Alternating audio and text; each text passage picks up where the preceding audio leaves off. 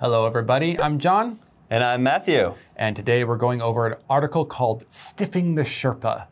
As you guys may know, Sherpas are the guides of Mount Everest. They are attuned to the region and find climbing the mountain multiple times, in fact, many times, a job rather than a feat I guess a feat that should be pronounced to the world. Adventure? I don't know. Yeah. It's just their job, I guess. It's just they go up and down with all the equipment while everyone else is breathing into their oxygen tanks.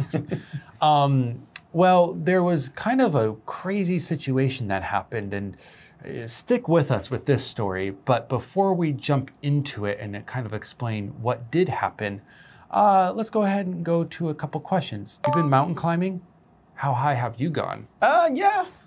I mean, aren't you from like yeah, Colorado? Mountainous region. Yeah. Did you do a lot of mountain climbing? I did. I can't say that I was an avid climber, but without the assist of oxygen, we would go up onto these mountains that were above 4,000 meters. They're called 14ers because they're above 14,000 feet. And you would just like spend a day, usually really early in the morning, 3 to 4 a.m., climb your way up, peak at, around, I don't know, 10 to 11 a.m., okay. Say hello to the world and get down before the storms came, because Colorado is pretty famous for having storms up in the mountains. Wow. There's actually a place called, I think it's called the Devil's Playground. Okay. And what happens is some of the rocks are charged. So when lightning strikes, it can bounce between that's different pretty rocks. Cool. When a storm's happening, they tell you, do not cross that area. Would you climb Mount Everest, though? We're going from nothing to everything. No.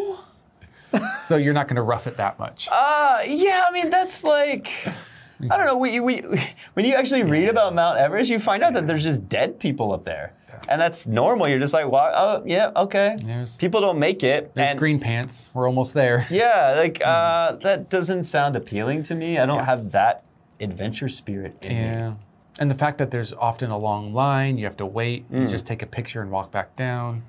It feels a little... I've had some people I knew that did a version of that, not to the very top. Okay. But it sounded kind of like pure hell. Basically, you can only move a few meters at a time because you might pass out. So my friend told me, basically, you move a few meters, then you set up camp and you're kind of in there. And then as you're acclimating to the environment, okay, then you move a few more meters. It's kind of like that. And the weather's terrible. And so he said at 4 a.m., he's in his tent, and the Sherpa came in and was like, come on. Wow. He went outside, and for like 2 seconds, the clouds cleared, and the Sherpa's like, Everest. He looked, okay, that's Everest. And that was his experience. And I don't know how much he paid, 10 grand, 15 grand for all that. Wow. So yeah, no, I'm not, that's fine. I'm good.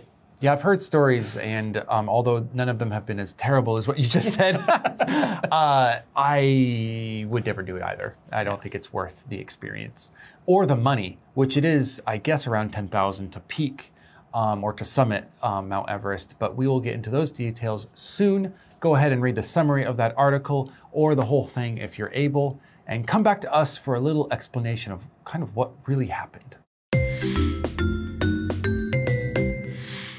Stiffing the Sherpa. Two climbers who were close to the top of Mount Everest made the decision to cut their climb short and rescue another climber who had passed out on her way back down. They needed help from a local climbing guide to accomplish the rescue, and they promised him $10,000 for his assistance. But when the other climber was revived, she refused to pay for this life-saving service. As a result, the two rescuers ended up covering the expense. It's an unfortunate situation, but the rescuers are still heroes.